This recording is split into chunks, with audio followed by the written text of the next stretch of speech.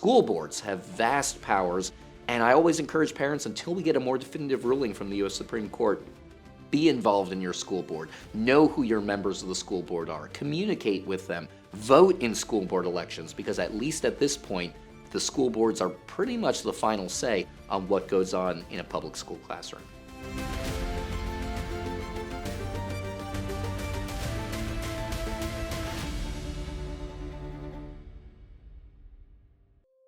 I'm Will Estrada. I'm senior counsel at the Homeschool Legal Defense Association. My mom and dad lived in upstate New York, and in the late 1980s, they said, we don't really want our kids going to public school. My dad was a public school teacher, member of the union. Homeschooling had just become legalized in New York, so they said, we've got a couple friends who are homeschooling, let's try it. Myself, my 7 younger siblings, we were all homeschooled K through 12 in New York and then Pennsylvania, and it worked incredibly well. We had that love of learning.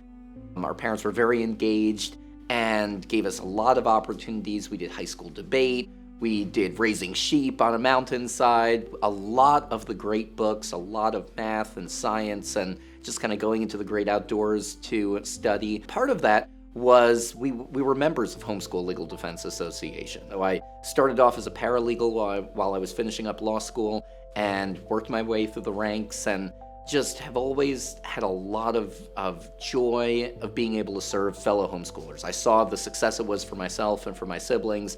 My wife and I homeschool our kids now, so very personally we've seen how it's been good for us and for our family, and then just being able to help other homeschoolers is really a dream come true. One of the biggest advantages for homeschooling is really personalized education. I'm not a hater on the public schools. My dad spent 37 years as a public school teacher. He was a member of the union. There are many dedicated public school teachers, but at its heart, you don't have as much flexibility in the public school classroom.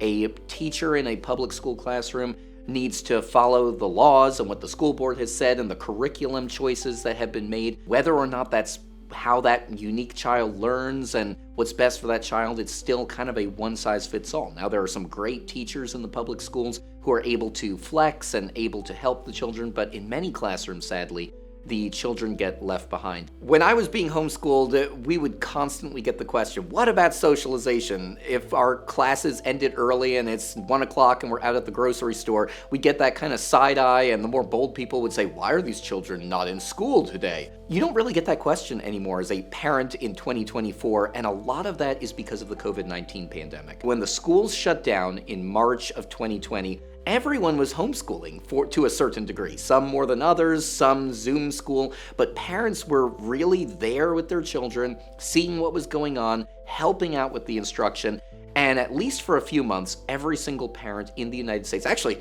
every single parent in the world, was a homeschooling parent, and that has broken down a lot of barriers. My wife and I don't get questions about what about socialization anymore.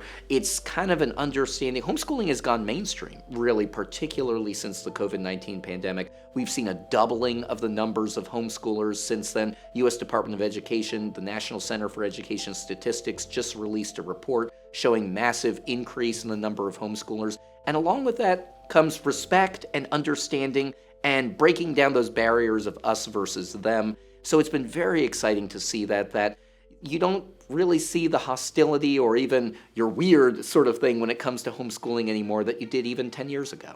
Going back to the beginning, our founders, our entire legal system is based on the premise that the family predates civil society. The family is the building block of society. That's contrasted with a more modern view that the government is most important. The children belong to the state. Parens patriae was a legal doctrine that some have used to try and say that. The good news is, in the United States legal system, the parents are still viewed as fundamental. And that has carried over with parents being able to choose private schools for their children, parents being able to choose to homeschool their children, and even just how parents raise their children. The challenge that we have seen in basically the last 40 years, however, is parental rights in the public school classroom. While the U.S. Supreme Court has not really touched on that issue, the actual decisions of how far can parents influence the curriculum, the books, that's not really been decided at the Supreme Court level. And so there's a line of circuit court cases. Fields versus Palmdale is a significant one that came out of the Ninth Circuit